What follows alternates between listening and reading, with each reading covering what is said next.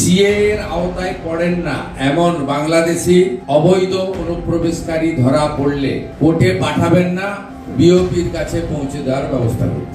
মিয়ানমারের রোহিঙ্গা সংকটের সমাধান না হতেই বাংলাদেশকে আরেকটি শরণার্থী পরিস্থিতির দিকে ঠেলে দিচ্ছে ভারত।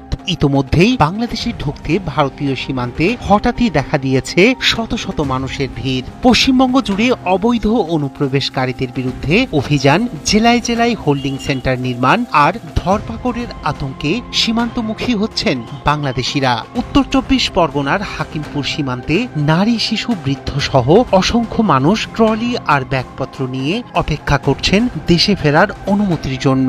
সীমান্ত জুড়ে তৈরি হয়েছে উৎকণ্ঠা আর অনিশ্চয়তার পরিবেশ। ঈদের জামাতে অংশ নিলেও পশু কোরবানি করা নিয়ে আতঙ্কে ভারতের মুসলিমরা। ঈদের আগে গরু কোরবানি না করতে হুঁশিয়ারি করা হয় পশ্চিমবঙ্গ পুলিশের পক্ষ থেকে। অন্তত এক সপ্তাহ আগেই পশু কোরবানি নিষিদ্ধের ঘোষণা দিল্লির স্থানীয় সরকারের। এমনকি মুম্বাইয়ে একটি হাউজিংয়ে কোরবানির জন্য খাসি নিয়ে গেলে হামলার শিকার হন। शुभेंदु ने सख्त आदेश दिया है, बहुत से लोगों को टाइट कर दिया है। अब उन्होंने टाइट किया है घुसपैठियों को। खाना सब बांग्लादेशी है, इसको ले लेना चाहिए, लेकिन ये लोग को पुलिस को हम लोग बता दिया जेल में भेजने का जरूरत नहीं है। देश के रुपया में खाना खाएगा, कपड़ा देगा, मेडिसिन देगा, एक दामाद है ये लोग। जल्दी जल्दी भागो। মুসলিমদের উপর নেমে এলো শুভেন্দু অধিকারীর আরেক নোংরা আইনের খাড়া। মুসলিমদের কোণঠাসা করতে এবং স্রেফ সন্দেহের বশবর্তী হয়ে নিজেদের দেশেরই বৈধ নাগরিকদেরই বাংলাদেশে ঠেলে পাঠানোর এক জঘন্য ও নোংরা প্রচেষ্টা শুরু করেছে বিজেপি। ভারতের পশ্চিমবঙ্গে এই মুহূর্তে সবচেয়ে আলোচিত, বিতর্কিত এবং আতঙ্কিত শব্দ সম্ভবত অনুপ্রবেশকারী এবং পুশব্যাক।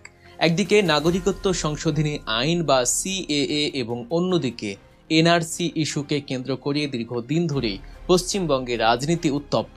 তবে এবার সেই উত্তাপ এক ভয়াবহ ও অমানবিক মাত্রায় পৌঁছেছে।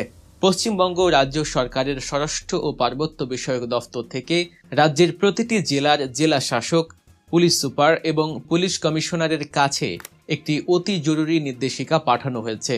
এই নির্দেশিকায় স্পষ্ট বলা হয়েছে, রাজ্যের প্রতিটি জেলায় সন্দেহভাজন বিদেশি নাগরিক, বিশেষ করে কথিত অবৈধ বাংলাদেশি এবং রোহিঙ্গাদের সাময়িকভাবে আটকে রাখার জন্য হোল্ডিং সেন্টার বা আটক শিবির তৈরি করতে হবে। এই নির্দেশিকা প্রকাশ্যে আসার পর থেকেই রাজ্য জুড়ে, বিশেষ করে সংখ্যালঘু মুসলিম অধ্যুষিত জেলাগুলোতে প্রবল আতঙ্ক ও ভীতি ছড়িয়ে পড়েছে।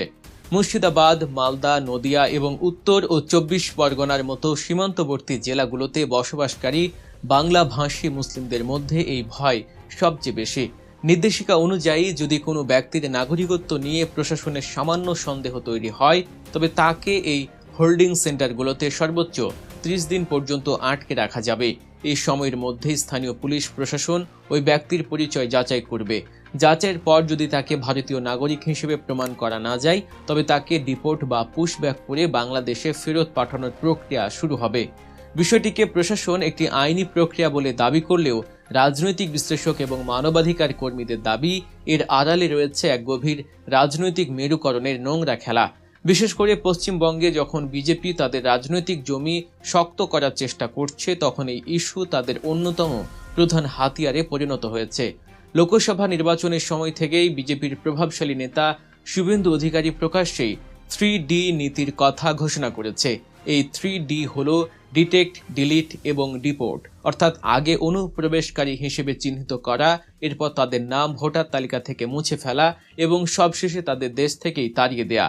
রাজনৈতিক পর্যবেক্ষকদের মতে এই নীতির সরাসরি এবং একমাত্র লক্ষ্যবস্তু করা হচ্ছে রাজ্যের বাংলাভাষী মুসলিম সম্প্রদায়কে।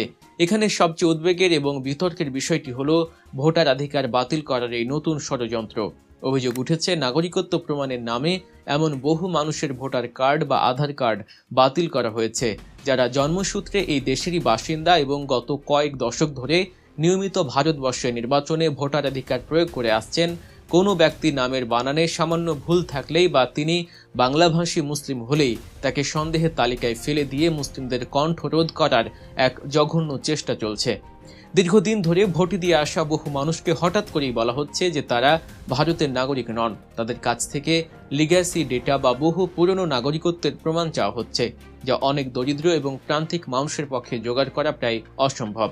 ফলস্বরূপ কোনো আইনি লড়াইয়ের সুযোগ পাওয়ার আগেই এই মানুষগুলোকে সন্দেহভাজন অনুপ্রবেশকারী হিসেবে চিহ্নিত করে আলাদা করে রাখা হচ্ছে এবং তাদের উপর মানসিক নির্যাতন চালানো হচ্ছে। এই পরিস্থিতির সঙ্গে যখন আসামের এনআরসি প্রক্রিয়া তুলনা করা হয় তখন আতঙ্ক আরও কয়েকগুণ বাড়ে। আসামে আমরা দেখেছি কিভাবে ডিটেনশন ক্যাম্পগুলোতে মানবেতর জীবনযাপন করতে বাধ্য হয়েছেন বহু মানুষ।